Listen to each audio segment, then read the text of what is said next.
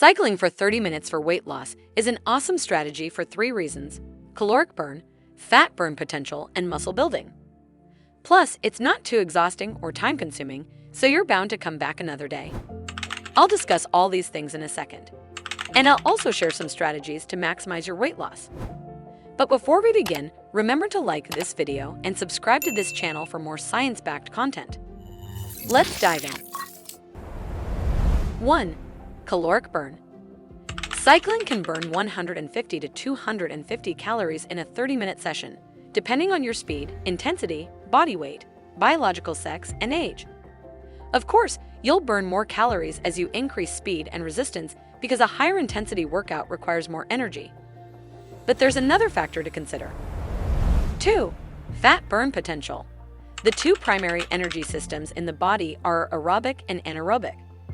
Aerobic workouts use oxygen, glucose, and fat as fuel. Anaerobic workouts use adenosine triphosphate for the first few seconds of intense effort, and then they use glucose. Anaerobic workouts are more intense, so they burn more calories, but aerobic workouts burn more fat and can increase your resting metabolic rate.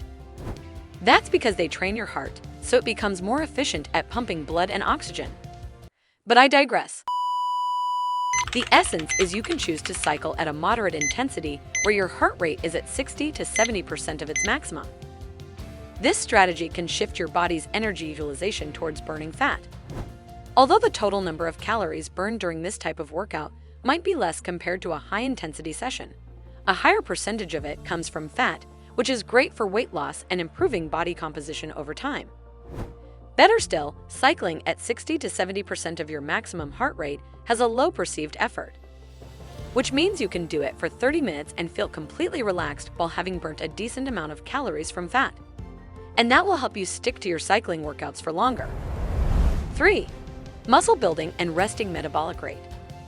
Cycling doesn't just burn calories. It also builds muscle, especially in the lower body. I'm talking about your quadriceps, hamstrings, glutes, and calves. And these are major muscle groups that demand a lot of energy. Remember, muscle tissue is metabolically active, meaning it burns calories even when at rest. The more muscle mass you have, the higher your resting metabolic rate will be. This means you'll burn more calories throughout the day, even when you're not cycling. And that helps with your weight loss progress and long-term weight management. How to lose more weight cycling. As a quick recap, cycling for 30 minutes for weight loss is a great strategy because you can burn calories, burn fat, and increase your metabolic rate. If you want to lose more weight cycling, we're going to play with the same 3 things. 1. Caloric burn.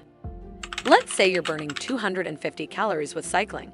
That means you can lose 1 pound in 14 days if you don't change your eating habits. But you can create an even larger caloric deficit. If you give up another 250 calories from food, you can create a 500-calorie deficit, meaning you can lose 1 pound per week. And remember that cycling improves your cardiovascular and respiratory endurance. That means you'll have more energy throughout the day.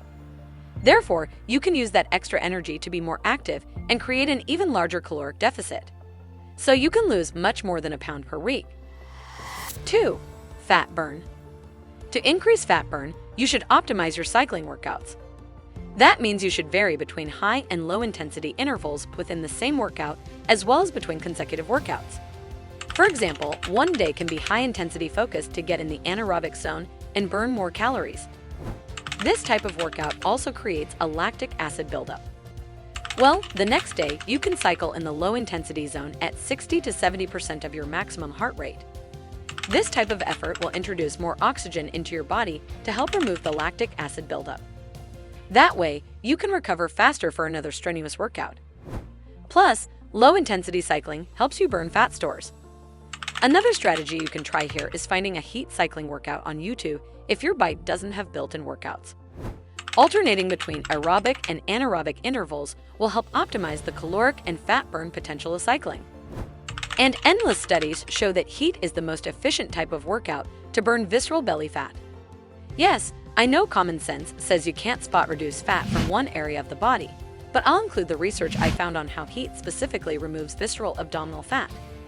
That brings us to the next point. 3. Muscle building and resting metabolic rate.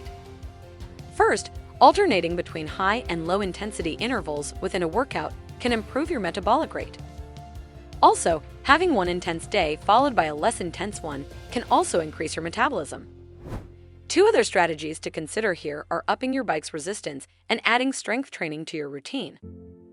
Both strategies build muscle mass, which makes your body more energy efficient. Another strategy to consider is adding a deload week into your program. I've created a separate video on this, which you can also find in the description box below. But basically, deloading is different than complete rest because you'll decrease your current intensity level to about half. This strategy gets more oxygen into your body to alleviate any potential lactic acid and to transport more nutrients to your muscles. Essentially, a deload week is like a holiday for your muscles. They're still active but not going to their desk job, so to speak. That said, remember to also get enough rest. Overtraining can lead to injuries, and sleeping poorly affects your endocrine system and metabolism. After going through all this, I'm curious to hear from you. Will you try cycling for 30 minutes for weight loss? If you've already tried it, how did it work for you? And is there anything I missed from this video? Let's move this talk to the comment section, but remember to hit the like button and subscribe to the Fitness D channel for more science-backed fitness content.